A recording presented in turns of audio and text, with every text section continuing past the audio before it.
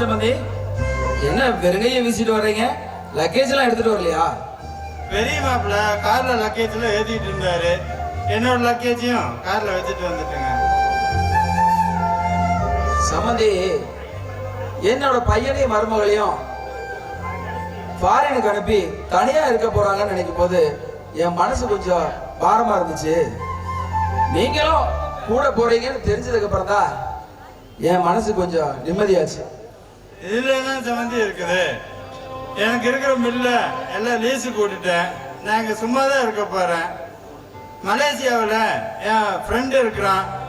அங்க போனா அவன் எல்லா ஏற்பாடையும் பண்ணிக்குவான். என்ன சம்பந்தி, உங்களோட என் தங்கச்சி தான் ரொம்ப சோகமா இருக்குது.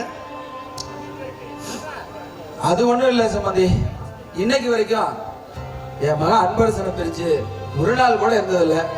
அதனால அவனோட பிரிவை அவளால தாங்கிக்க முடியல. ஸ்கூல்ல படிக்கும் போது கூட அவன் +2 முடிச்சு நல்ல மார்க் எடுத்து பெரிய பெரிய காலேஜ்ல எல்லாம் ஃப்ரீ சீட் கொடுத்து படிக்க கூப்பிட்டாங்க. ஆனா அவன் தான் அம்மாவை விட்டு போக முடியாதுன்னு உள்ளூர்லயே படிச்சான்.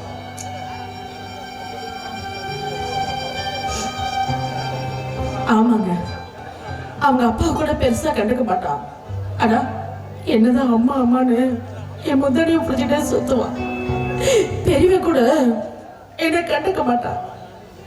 நான் ஓஞ்சி போய் நான் உட்கார்ந்தா கூட ஓடி வந்து என் மடியிலேயே படுத்துக்குவா.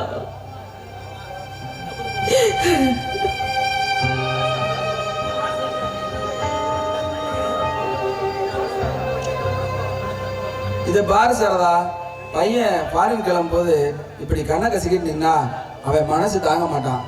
அழுகாது சாரதா, ஃபாரின் தான், நாடு தான் வெளிநாடு. ஆனா டெய்லி வீடியோ காலில் பேசிக்க போறோம், நேர்லயே பார்த்து பேசிக்க போறோம். டக்குன்னு ஃப்ளைட்டை பிடிச்சா 2 மணி நேரத்துல நம்ம வீட்டுக்கு வந்துடலாம். நீ கவலைப்படாம இரு, அவங்க கிளம்புற நேரம் ஆச்சு. நீ அதாம வழி அனுப்பி சந்தோஷமா வழி அனுப்பி வைப்போம்.